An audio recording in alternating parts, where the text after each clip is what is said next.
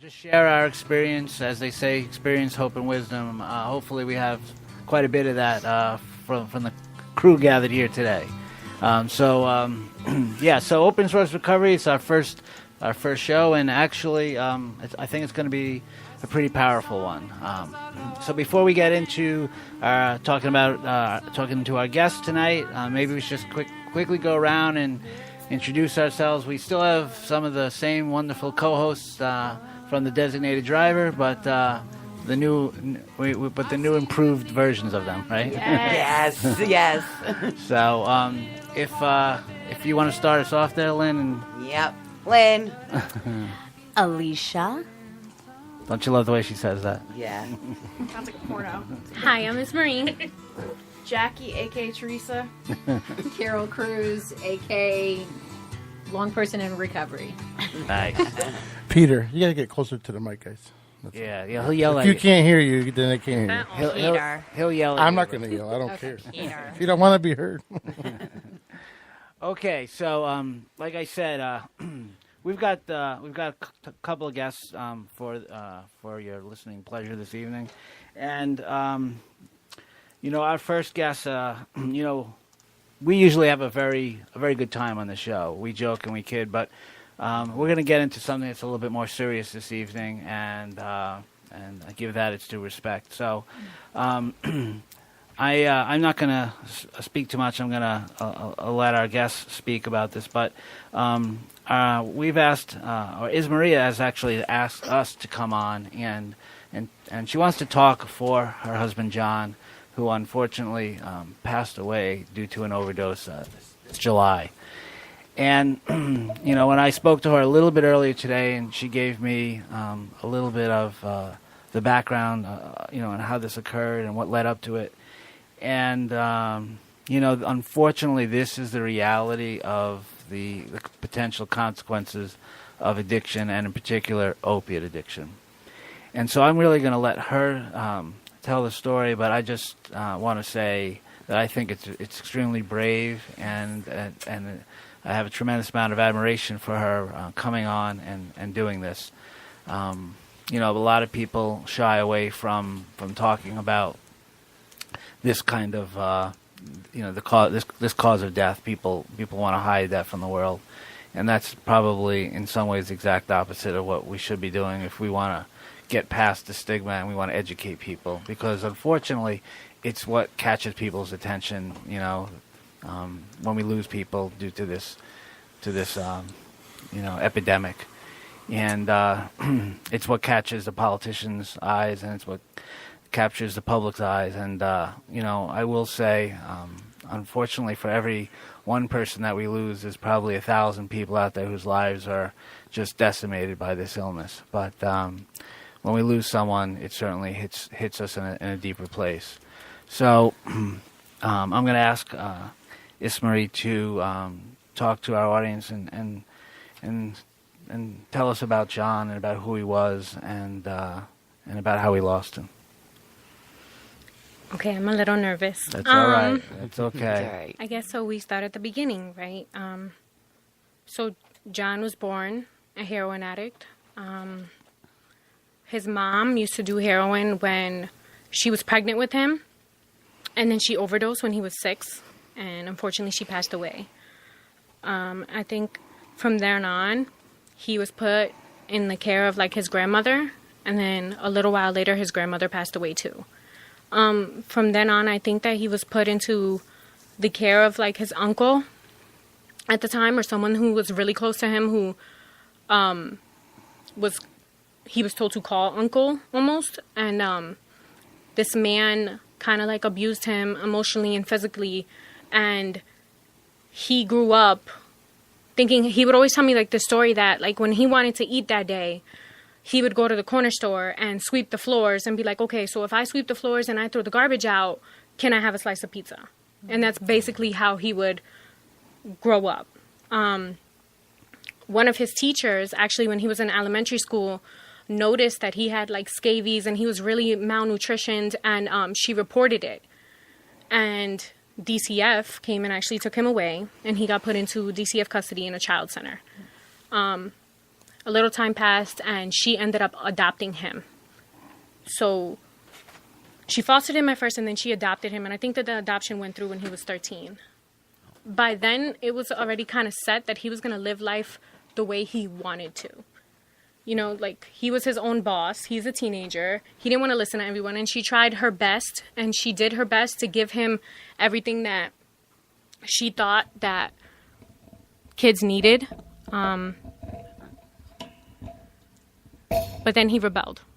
So he left, I think when he was like 16 or 17, and he went to go live basically on a friend's couch or something like that. And he started drinking, and he found his love for alcohol.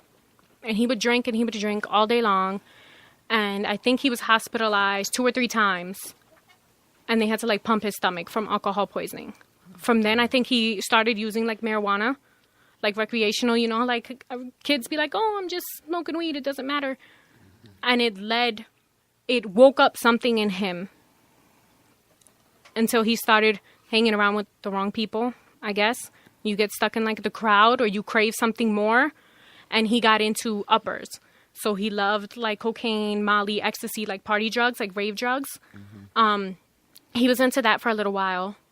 Again, I didn't get to experience that side of him because I met him after. But this is stuff that like he told me.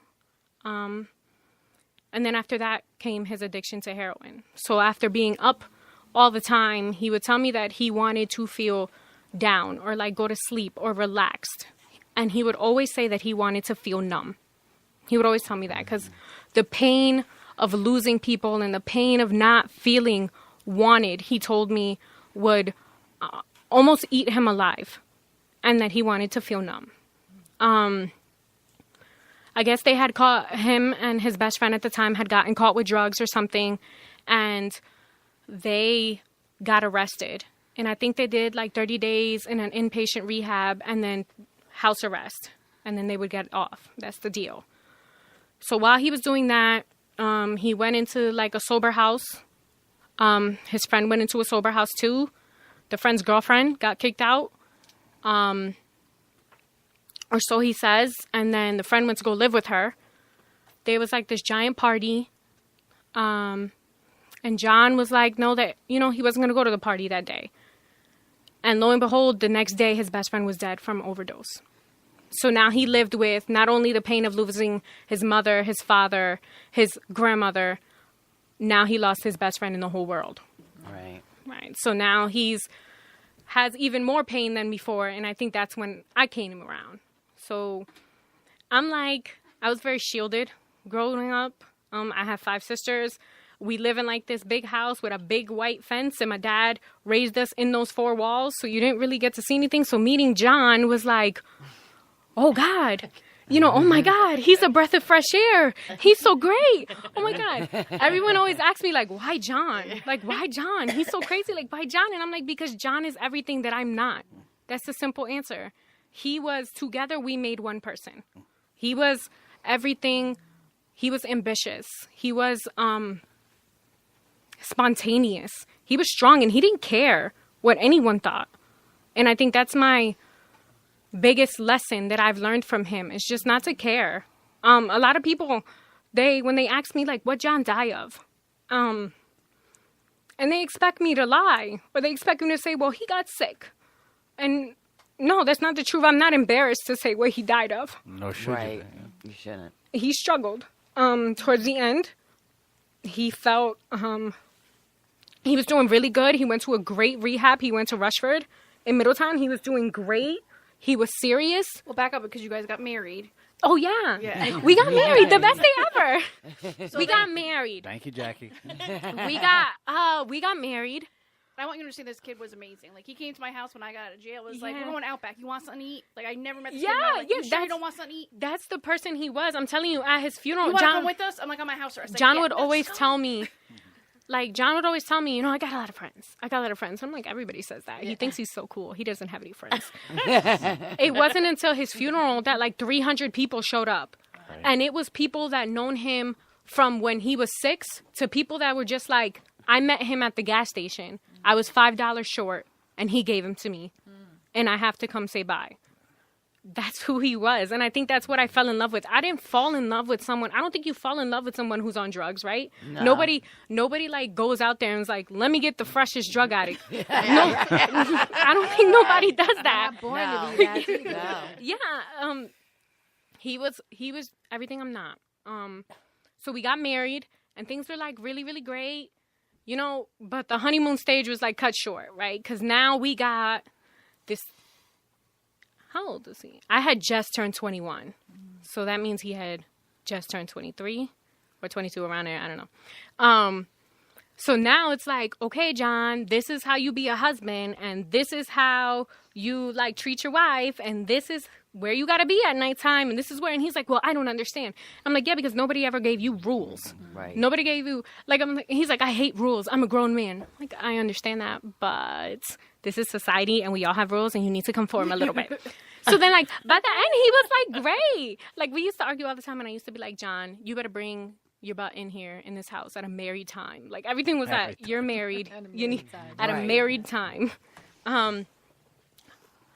It wasn't until maybe 7 months or 6 months after we got married that he showed signs of struggling again. Mm-hmm. And it was, I think it's because he never matured or like understood how to cope.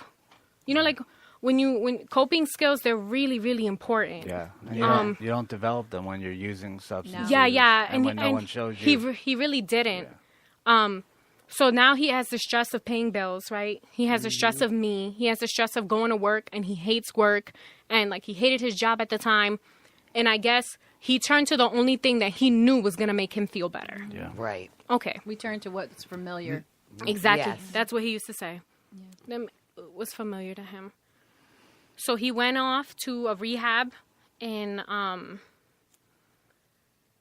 Orlando. Mm-hmm. He went to Orlando Recovery. And he went, and it was like this big thing. And I'm like, oh, my God, I'm never going to see him again. Oh, my God. You know, so drama queen. Yeah. And he would, like, call me every day. The letters back and forth. And I think he stayed there for, like, 3 months. 3 months, almost 4 months. And at first, he was like, that's it. Because, you know, he went in there, and he was like, I got to do this for me. I got to do this for me. And then he actually gets there.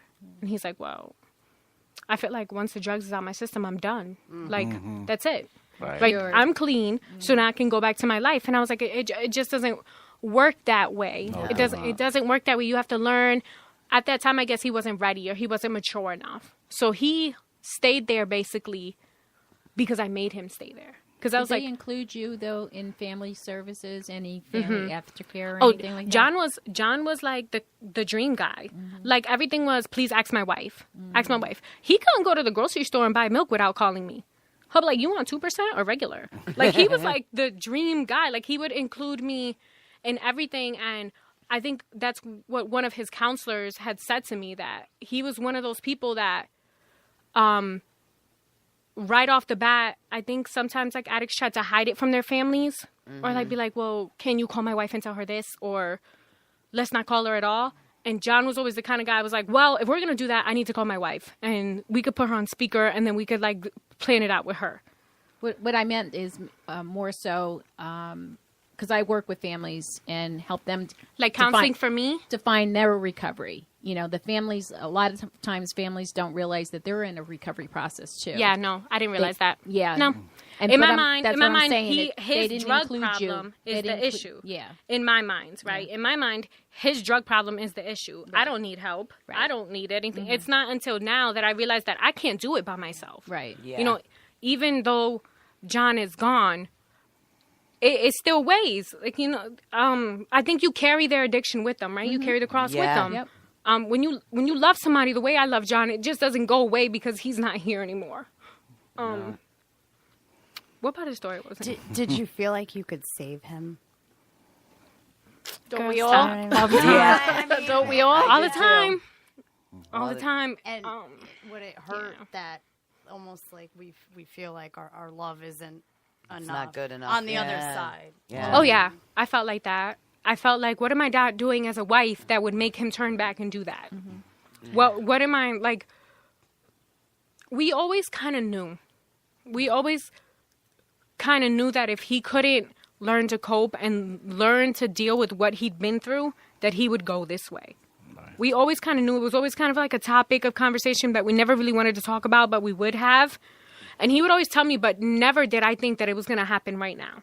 Never did I think that it was going to happen in a time where he was doing good. He was doing so good. Right. He was doing so good. I'm talking meetings every day. You went to a meeting that night. Yeah, he wow. came from a meeting. He had the commitment. He was like, sometimes I go to meetings and my mind like dozes off, and I'm like, okay, well, maybe you should get a little bit more into it. He's like, you're right, I'll do the commitment. So he was like bringing the coffee every day, serving the coffee, making sure that he was in it.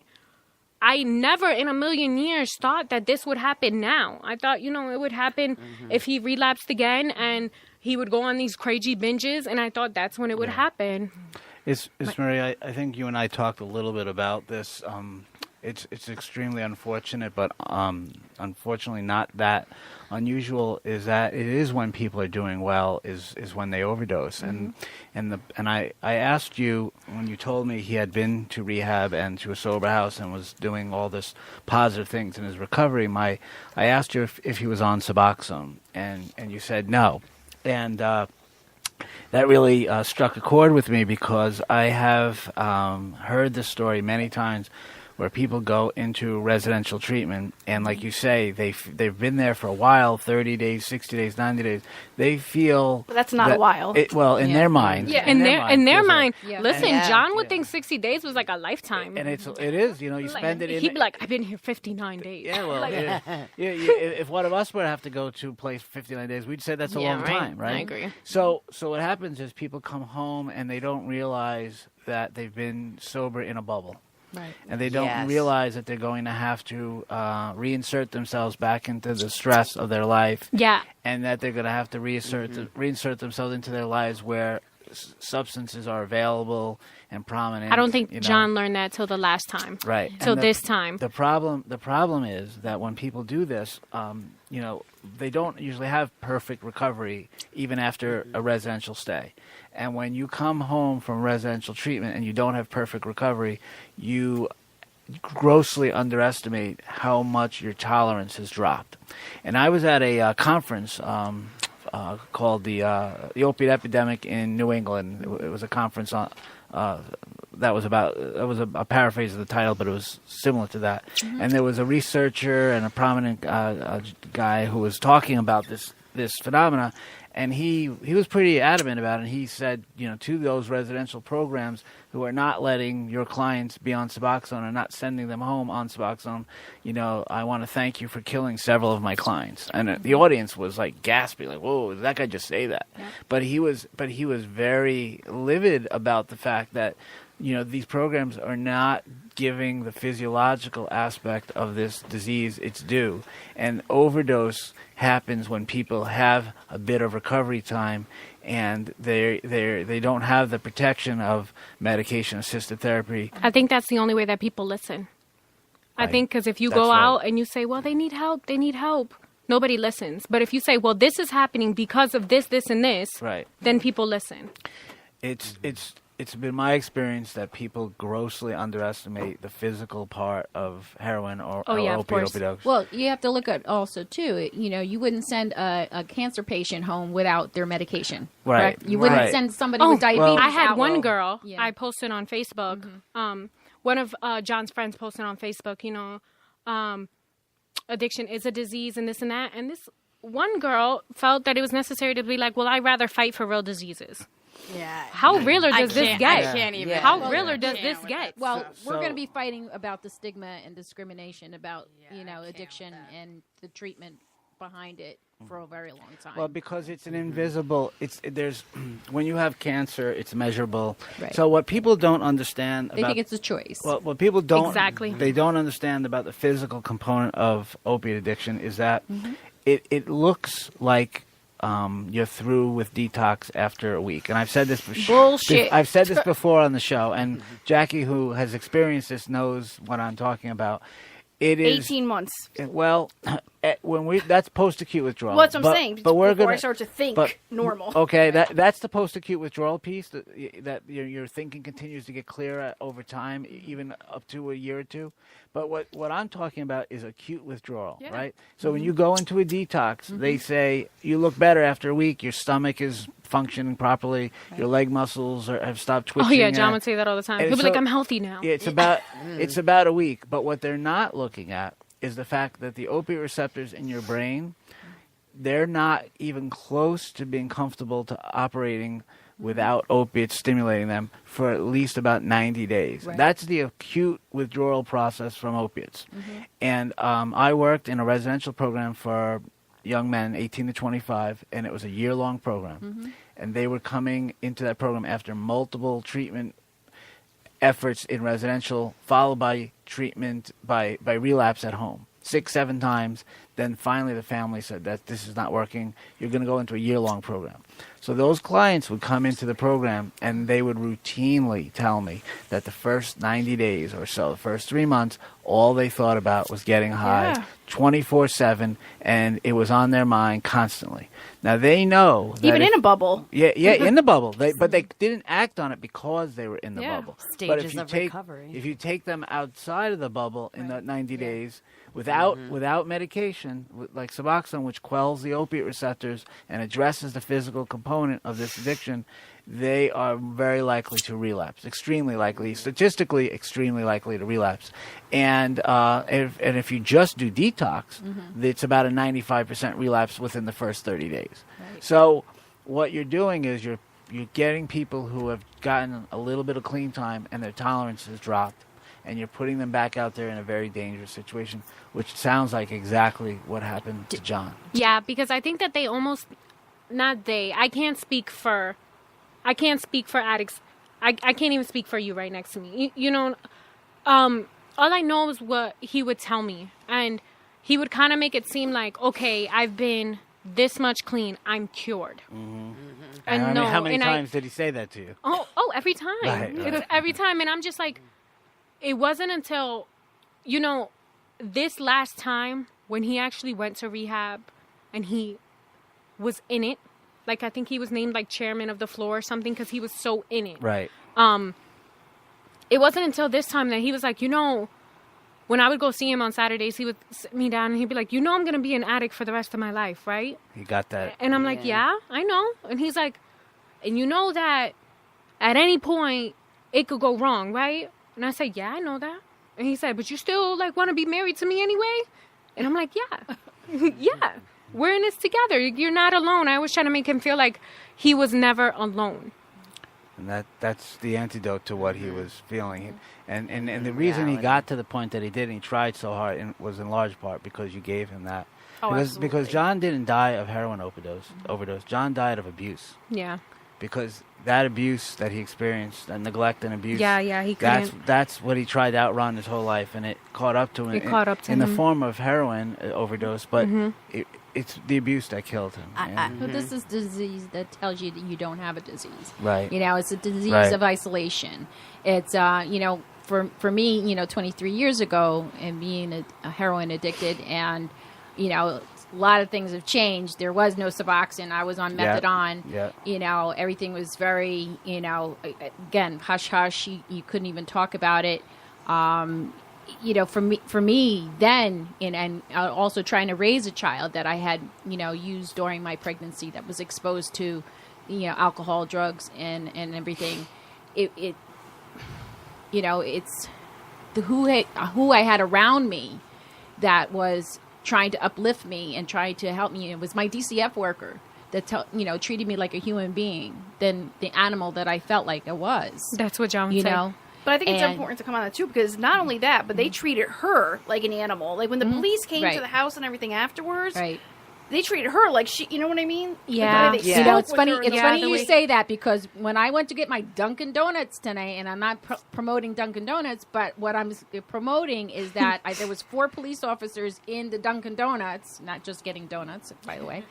But I gave them my card, and I told them, I said, I do interventions. Yeah. I talk to people that you pick up that are struggling. Yes, You know? I've offered the police departments on the shoreline Yeah. to do training, Yeah. to be on call 24/7 if they should have. Because it's about educating. It's someone- about changing Yeah. the language. That's I don't exactly call what I people- feel like. I don't call people that I work with today. I don't call them addicts. Right. I tell them they're recoveries. If you got 1 hour, 1 minute Sober. sober, That's it. you're in You're on recovery. the right track. That's You're what I on- used to tell John. When John used to relapse and he would come, and a lot of people think that he did it out of pleasure. That he would go and he would get high and he would love it. Right. But they don't know him like I knew him. Right. I was there when he would come in the house and he would be like, I think you should just kill me. And I'd be like, why? Why would you say that? And he'll be like, because I can't painful. stop. It's painful. Because I can't stop. And I'd be like, but that's okay. We can work on it. Together we can work on it. And I was like, listen, tomorrow you'll wake up. It's a brand new day. And you decide on that brand new day what kind of day you're going to have. Yeah. And I mean, I have it on my keychain. When he would go and he was serious about it, he would always tell me just for today. Right? So that's how I live my life now. Yep. Tomorrow isn't promised. Look at No. John. No. Look at what happened like to me. I'm 23 years old and I'm a widow. Tomorrow isn't promised. And don't save for tomorrow what you could do today. And I think that's why we're all here, right? Right. Do you think he never truly dealt with everything from No. his past? That's Never. what it is. Like counseling, like Yeah. true. Right. Other than we the have rehabs a and detox, phenomenal you know. counselor. We actually met this counselor the first time I put John in a detox program, and we met this counselor, and he's absolutely great. And he was You John's. can say his name if you want, since he's. His name's Hakeem. He's like the best ever. He's like really understanding. And he invited me in for a family session. And till this day, he's actually my therapist now. Great. And he invited me in, and he always tells me, he's like, you know, you are the first girl, the first wife, first girlfriend, whatever you were at the time, that came in to talk to me about John. And he's like, and I remember being there, and he didn't look at John like John was an animal. And he didn't talk about John. He didn't use things like, well, they think, and, well, the way you guys think. Or you should Right. do this. Yeah, or you he should would that. never, he would sit there and he would listen. I think that's what John wanted, is for somebody to to listen. listen. Just Absolutely. listen to them. Yeah. Because I'm talking about medication, but you guys are talking about the real medication, which is the therapy. The medication, it only gives you a fighting You chance. need a combination Yeah. of all of those You- things. Yes. Right. The medication gives you a fighting chance. Then you have to do the work, and part of the work is therapy and counseling. Exactly. And a lot of the reason why John was doing so good is because he was on the visceral shot. Yep. So he was on it. He got it actually at the rehab. He opted for it, and he was like, okay, I'm going to do it. I think he renewed it like 28 days later, and then he did it again. And then I think that in his mind, he said, I'm good. Like, I made it out the Right. woods. But it's important to know is you could still overdose on Vivitrol. Yeah. But You know, he actually told me that. But I think But what Maria is saying now is really important. That John, he got a little Yeah, confident. he got confident. Right. And when I think about it, John died on the 9th. I know that John died on the 9th because he was like a stalker. He would text me all the time. You know, we were in love. He was my husband. You know, we're young. He would text me all the time, and the last time he texted me was at 8:30, and that was it. The last phone call he made was at 8:51 to the drug dealer. So I know that he died at 9 o'clock, right? But they didn't find him until the next day. Yeah. But when I do the math, so like he died on the 9th, and he was supposed to get it on the 1st. Right. So 8 days Right. that he was vulnerable, and it killed him. That's right. And that's Had it, he had gotten yeah. that shot, we might have had a different outcome here. You're Right. probably you're, So he you're, was struggling you're not, with triggers yeah. and cravings and Oh, everything. Yeah, else because right. I going think on the him. shot, he would tell me that the shot, like, it didn't take everything away, but it helped with his cravings. He Right. said, you know, the day that he died, we were actually having a conversation. I was at work, and I sent him a quote. And the quote said, "The devil's in my ear whispering, telling me he misses the old me." And I sent him to him. And I was like, this must be what you feel like. And he said, every day. Every day. single day I feel that way. Sometimes the mental cravings are worse than the physical cravings. Well, the That's- problem yeah. the problem is that people it's a very blurry line between Yeah. what is physical cravings and what is mental cravings. That's true. why I made the point about the 90 days. That those cravings that happen in those 90 days are very much a physiological experience. It is what does your brain do when you're hungry? It thinks about food. That's exactly What what is- I would. That's what how is- I try to right. explain. Like, Right. so at first we would try to keep it not like a secret, But it was kind of like you didn't want nobody to know. Right. Right? No. We're Yeah. going to deal with this. It's just me and you. We're going to do it this way. Now we have this whole thing exploded when John died. He's on the news. The media is portraying him in one way and one way only. Right. Right? And now I'm stuck. I'm Spanish. I got a whole lot of family. So now everyone has questions. Yeah. Well, how long have you known? How long has this happened? And I'm like, hold on. Before you judge him, listen to his story. Right. Right. Listen to his story and try to get an idea of why he did what he did. Thank God he's got you to tell his story. Yes. Always. I always used to Yes. tell him that. He always used to tell me, if something was to happen to me, tell my story. Because my story could change someone else's story. Exactly. Was he using? Was he using prior to that? Prior to what? when he passed away? Like, did you see signs of him using, or No. was it like No, that? he was He doing day was well. and it like happened? great. Doing well. He was That's- like great. So we decided like when he went to Rushford, we decided that I was like, John, well, we tried to get you clean in the house. We tried to get you to do everything in the house, and it's not really working. So let's try sober living again. Let's try like a real sober living. He had gotten drug tested a couple of days before that, and he was clean. And that's what I'm trying to say. The slip up at that point is so dangerous because, And I think one of the biggest triggers, I think it wasn't until this time that he realized that it really is about people, places, and things. Yeah, Right. Definitely is. It's even Definitely. about the music you listen Yes. to. Like certain songs Songs. bumping Molly and Percocet and all these other things. Right. He couldn't listen to that because in Right. his mind, he's like, well, I could really use a Percocet right now. Right. No. You have to change everything about you. And the second, one of his triggers was having a car. Yeah. Right? So he Yeah. went and he purchased that car, didn't tell me. The car was like a week old because he knew that if he told me, I would be like, John, what are you doing? What are you doing? You can't have a car. And what did he do? He used the car to go get what he needed. So he didn't. And He didn't use, but he was like already thinking about it. I don't think do you he was know what I mean? necessarily Sometimes we put things thinking in, about. in replace of, So for me, it was, before I would go relapse, it might be food, it might be something else, it might be sex. We kind of replace, buying things, going out shopping. It's all the behavior changes, and you saw the behavior change happening with him. He had this dream car, and the dream car is the car that he was found in. So I think that was supposed to be his reward, Yeah. right? Like, I'm doing so good. Yeah. Right. I have this money. I'm not going to spend this money on dope. Like, I knew that he was doing good because this kid, when I went to go pick up his stuff at the sober house, and every time I saw him, he would have the freshest sneakers. He would have brand new shirts, brand new pants. And I'm like, okay, so I know you're not buying dope because you're fresh. Like, you don't have this much money. Like, you're paying rent. He's paying his bills. He's doing great. So I think he bought the car as a reward to himself. Yeah. And then not knowing that car would lead him to his final. Yeah. Gives you that accessibility and Yeah, but he didn't think of it that way. Yeah, of course So because not. he was just learning that people, places, and things, right? So he didn't know that objects was one of it. Something as little as Facebook, we would always argue about Facebook because he had over 1,000 friends there. And I could tell you right now, at least 900 of them are using. Right. That's, So yeah. if you want, and what I did notice is when I found out that he was dead, and I actually logged onto my Facebook and I saw that his Facebook was active again.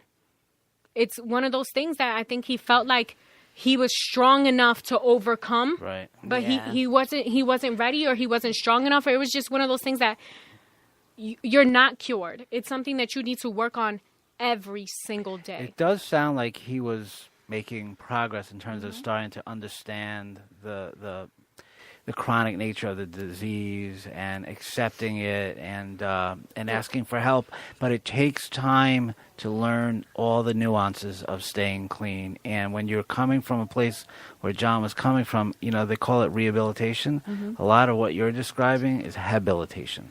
John didn't have those Coping. basic skills that come from being raised in an environment like you were raised in.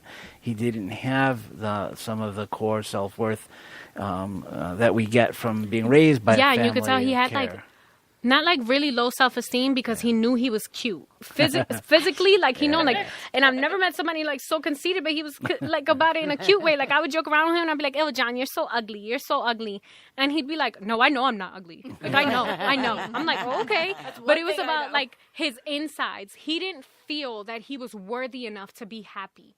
Right. He didn't feel that he was worth it, and that's one of the biggest problems. And I think that's one of the things that he would try to work through in therapy. Like, yes, all these things happen to you, but you are still worth it. You're still human. It doesn't matter. We all make mistakes. Yeah. I got a couple addictions myself. I love candy bars. I love candy bars too. I can't put them down. Yeah. But it's just, we're not perfect. But and it I sounds think like you also, too, that there was a lot of trauma. Because you talked about, Yeah. I Definitely a lot can of trauma. identify, I brought a child in this world that was exposed, and he has learning disabilities. He has had his struggles. He's 22 years old. He's currently on medical marijuana. He has social anxiety. He has PTSD. Thank God that I am a sober parent, that I'm able to help him through a lot of the issues, that I stuck around. A lot of the issues that he's had and a lot of things that, going forward, and he sees a therapist and things like that. But it sounds like there was a lot of trauma and for a lot of us in recovery, if we don't touch on that trauma, we just bring it into every relationship that we get into. Yeah. And it sounds also too that he was running this marathon. And whether, the people that he was engaged in that were in recovery, we tend to look at other people and where they're at in their recovery, and we think we should be there too. Exactly. Yeah, he used to do that all the time. Yeah. He used to be like, well, this guy's like 90 days clean and he's got this and I'm 90 days clean and I don't have that. He sounds good. I gotta one up or like him. I gotta sound he would use it like kind of like a finish line. Like he'd be like, well, I'm looking at Tony. It's not a race. It's not a marathon. Yeah, but that's how he would look at it. He'd be like, well, sometimes Tony, I gotta take it one day at a time, 1 second at a time. Yeah, but he'd be like, Tony, has a car. It's clean. Yeah, he's clean, and it's 90 days, and he says he doesn't have any more cravings. So I know as soon as I get there, I'm gonna be like that, and and it's just not that, that for him. He was still young too, right? Yeah, he was 24. Kind of young. He turned 24 in rehab. The thing about the stigma too is if you looked at John, you would never know this kid. You would never think that. Had Oh my any God, I'm so happy you trauma. said that. You would. Would you this kid think I am? No. Okay, me so- either. But that's what I'm saying. It's so important Yeah. to bring about because you would look at John, you would think, oh, this kid is the even happiest. even full when of he was life using kid. even when he was using like a lot of times like I never was exposed to it things like that, but like watching movies, they paint a picture of what you're supposed to look like if you're an addict and what you're what you're supposed to do like when you use, and John was never none of those things. Like he always had a haircut, he was always gorgeous. You would know that he would start struggling because he would start losing weight. That's important to know. It's our neighbors. It's our brothers. It's our Exactly. sisters. It's our friends. Listen, it's not until John passed away that people are talking. And it makes me so happy because the people that I would never think, they're talking, they're coming up to me and they're like, I've attended funerals that I think the guy had a heart attack or I think the guy just got cancer and got sick. And they're like, I want to let you know my brother died of this. My mother struggles with this. My sister struggles with this. And I'm like, so it is common. So it's not just me and John against the world. It's our neighbors. It's become more common. And again, like I say, 23 years ago, and my mother, I came from a family of alcoholics. And, no, we didn't talk. But I remember my mother coming to my high school and talking about alcoholism and the AA and all these things, about people getting in being in recovery. And I was so proud of her, but that wasn't a guarantee. That wasn't a rite of passage that I wasn't going to go down that path myself. That's why I started my program, the Reach Out Project, to one, remove the stigma, put about awareness out there, be supportive to families like yourself. And also show that recovery is possible. We talk a lot about addiction, which is really, really important. We put these big posters up on, and billboards up, don't drink and drive and all these things. But the bottom line is that we need people telling stories like you. I agree. Absolutely. I agree. Yeah. I think awareness is one of the biggest things. Like if you look, I have my 15-year-old niece here in the studio. You want to know why? Because she needs to know. Yeah. She needs 'cause to know it's that fitting kids that age. he was her uncle. Yeah. And she loved him and he loved her back. And I don't even know if she knew most of the time when he was using, but this is what he died of. And that didn't make him a bad person. Absolutely. That No, made him we're a not person bad- with a story. We're just sick That's people it. with, that need help. We're not bad people. No. I have. I think the more we try to cover it, the worse it's going to get. Yes. Yeah, it's I definitely. a couple of Alicia has been to my my practice in medicine and met my clients, and I have about 70 clients total, and I would say pretty much every one of them I would be proud to call my friend. They're good people.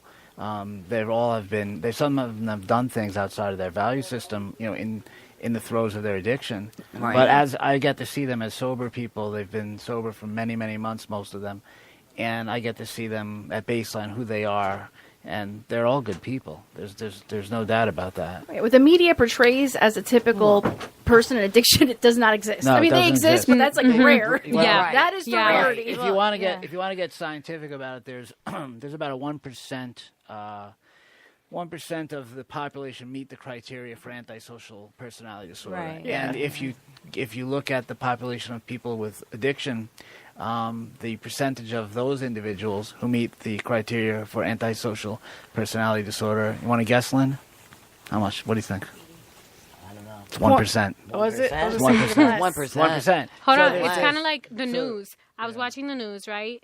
And I usually flip it when they start like the whole opioid epidemic thing. And I'm like, I can't even take this. I'm just going to flip it. 2 days ago, I said, you know what? I'm going to be strong and I want to hear what they have to say. It was like 30 seconds long. And they were like, well, 3 out of 5 Americans admit to having an opioid addiction. So everyone should just use your prescription narcotics as advised. Okay, thank you. Have a good night, everyone. But that's I'm like, hold on. That's not going to make me think twice about doing narcotics. And I think narcotics are just so easy to get. The day that I found out John died, I got my teeth pulled.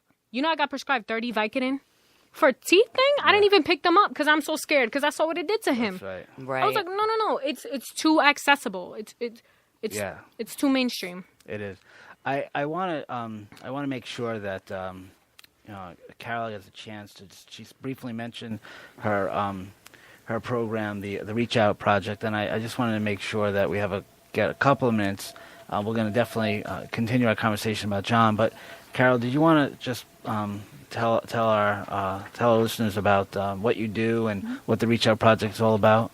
Last time I was on the show, I just shared that, I started the Reach Out Project 3 years ago, and it was based off of when I went through a program and wanted to start a project in Milford to bring awareness, to remove the stigma around addiction, and also that my husband's stepson had died at an underage drinking party. So he became my muse and wanting to really get into the high schools and bring more peer support. Young people with lived experience. I'm in the 50 range, so I still speak that language, but it's really powerful when you have a 15, 16, 17-year-old that shares that they've got a year, 2 years, 3 years of recovery.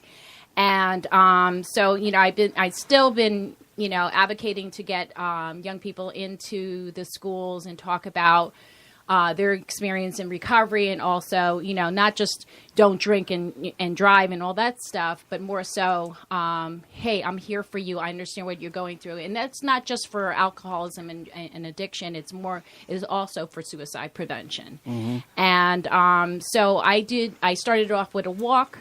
In 2014, had the mayor there, had a family that had lost their loved one. They came up to him and said, we really need more programs like this in Milford. Across the state, we definitely need to support these programs. So the Reach Out stands for Recovery, Education, Accountability, Advocacy, Community, and Hope. It's a recovery community where you live. I've worked for several agencies working with medication assistance and also working with the recovery community, and just bringing where, persons like myself can come out and say, hey, I'm struggling and I need a support, and families especially too. So this recovery walk that I'm doing on September 30th is going to be down at Walnut Beach. Let me write this down. Yeah, well, I'll have a flyer. I have flyers for everyone. Flyers for everyone. Can you You get a car. You get a car. You get a car. Yeah. Can you read the website so people can Absolutely. So it's www.reachoutproject Inc. That's reachoutprojectinc.org. I'm sorry. I'm gonna spell it out. And you can also reach me on my number at 203-507-4223 if you'd like to volunteer, if you'd like to donate. There's also an area on the website where you can donate and sponsor, become a sponsor. It starts at 5 p.m. We're also having a candlelight ceremony on the boardwalk to honor those that we've lost to this opiate and other addictions. And also we'll have two great speakers, a young person, Allison Kernan.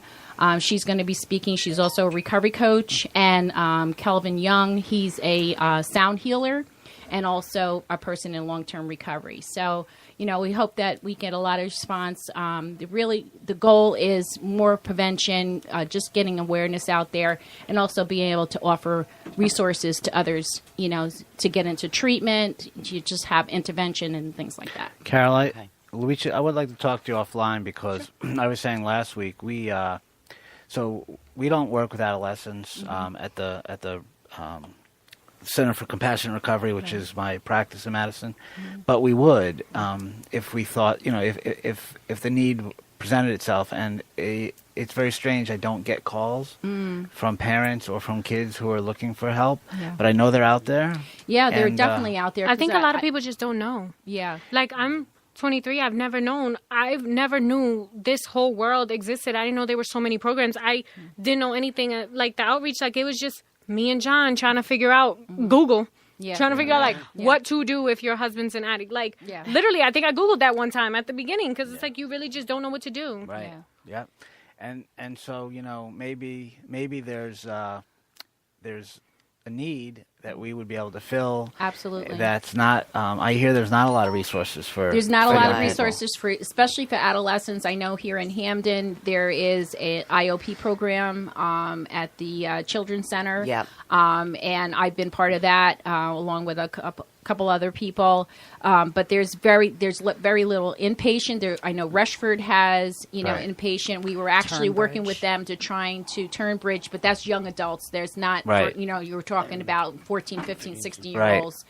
And I think a lot of times parents, again, even with medical marijuana, people are just afraid because it's a fear of the unknown. What if I put my kid on this medication? Right. What's going to happen? I can attest to that, though. I would be scared. Yeah, but part of recovery is relapse. I had to go through this system 4 times.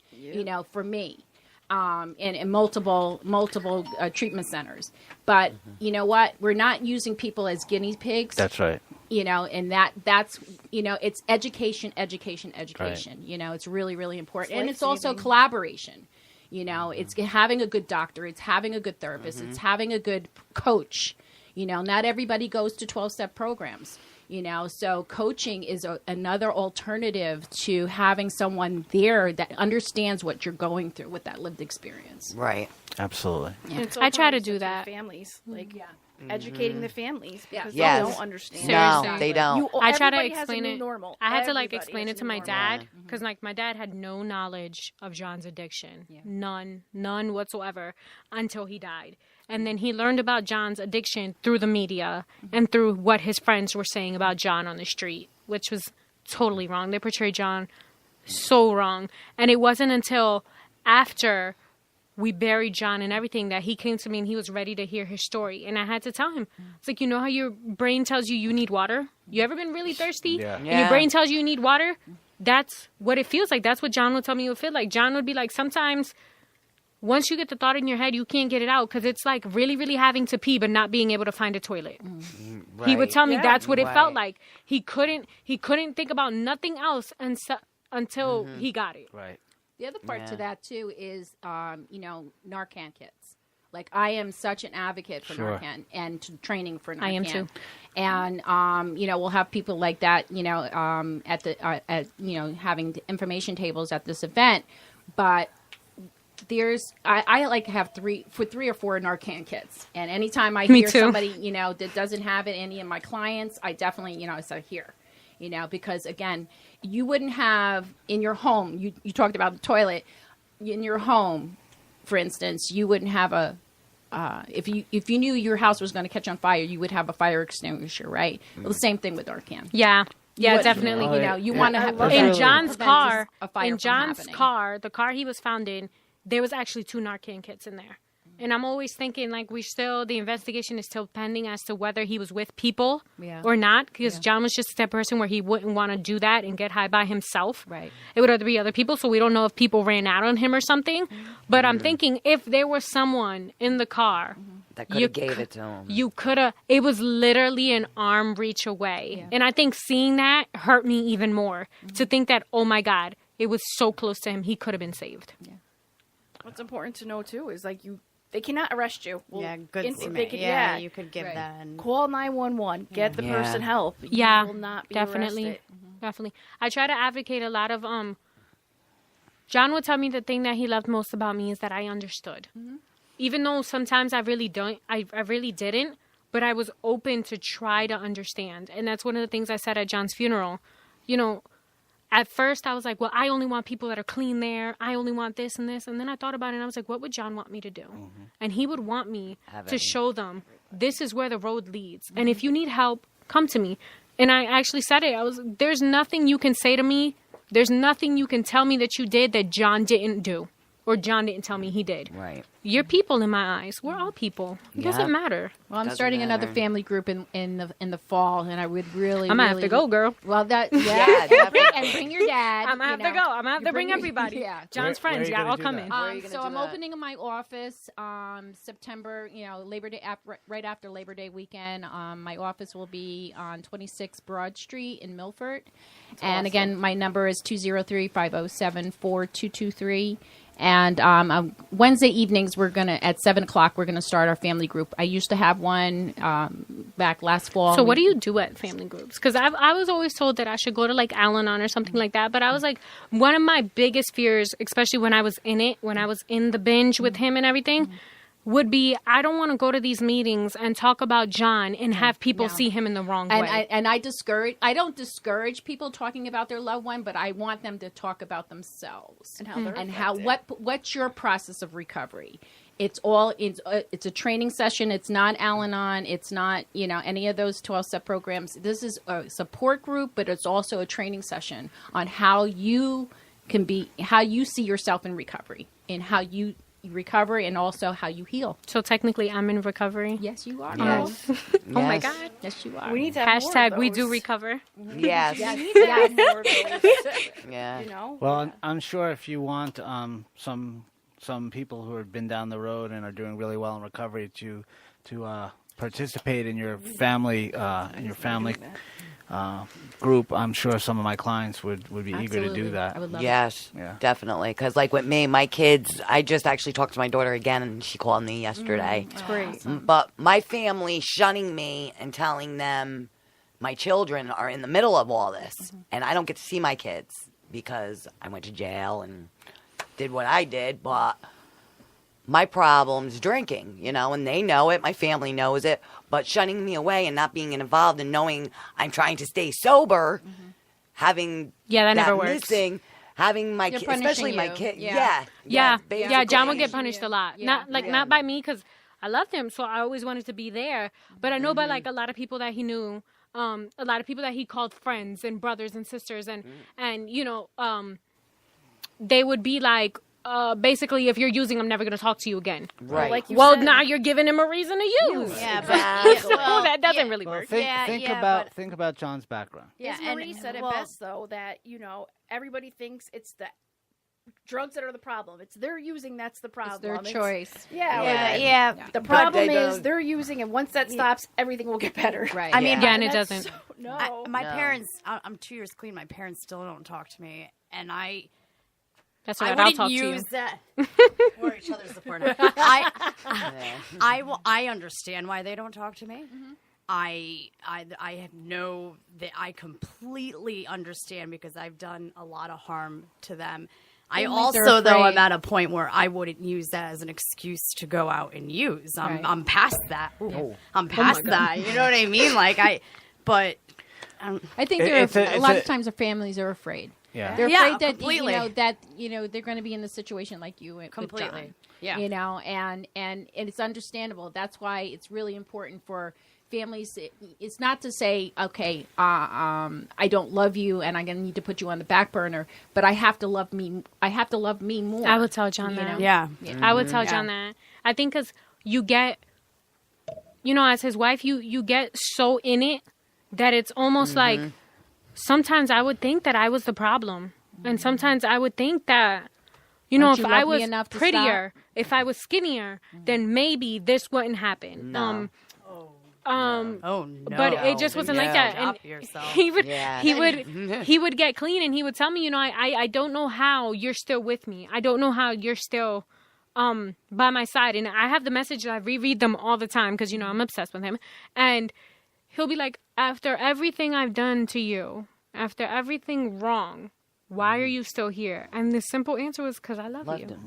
Because I love you. And a guy who's been through what John has been through, unconditional love was really the only chance. He would say that. He said that had. at our wedding. He was like, you're the person that showed me that love isn't pretty. If anyone thinks that love is about perfection and stuff like that, it's really not. Love and marriage is about being there. Like, people need to listen to your vows. In sickness, and a lot of people will be like, well, why don't you just leave him? Because then Right. that would mean that I lied in my vows, and I'm not a liar. Right. It was in sickness and in health, and in reality, he was sick, and I was going to be there. Yeah. And everybody said that, though, Marie, that you showed him love like he's never known. Every single person at Every single person. that week I love hearing that. came up to her and said, And I guarantee showed him that's love he I never guarantee knew. that's why he fought so hard. Yeah. I Oh, guarantee absolutely. He that. did. That's it. Everyone Yeah. said that. Love Because is of that. painful. Like, I don't know if anybody saw that movie Collateral Beauty. But Oh my God, there's I a saw part it. in that. In that, there's a part in there where love, the person that's playing love, says to him, love is painful. Love is hurt. I'm in everything. I'm in everything. I think that's how you know that you're in love, though, right? Yeah. Yeah. When you love him so much, it hurts. Yeah. Yeah. Yeah. Yeah. I know we're getting just about out of time. I want to again say, Ms. Maria, just the courage to come here and do this is really inspiring, and I'm sure we all wish you had a different outcome and a different story, but Hey guys. but your willingness to come here and do this is just inspirational, and I hope it inspires people outside of this room as well. Yeah. We're doing that again, really. Oh, I want to thank you too, Carol, for coming back. thank you. I really enjoyed and everybody being and all here. the Thanks, co-hosts everybody. and you guys down there Thanks for for this the invite. emotional support back there. And Thanks, thanks Peter. Thanks Thanks making for a good, having me, a great first guys. show. Thanks, Peter. And my Thank you. sober Appreciate it, anniversary, buddy. September 23rd, by the grace of God. Whoop, whoop. Good night, Sullivan. Good night, there. Actually, You done? We're all done. buddy. Okay. That's it. Oh my God.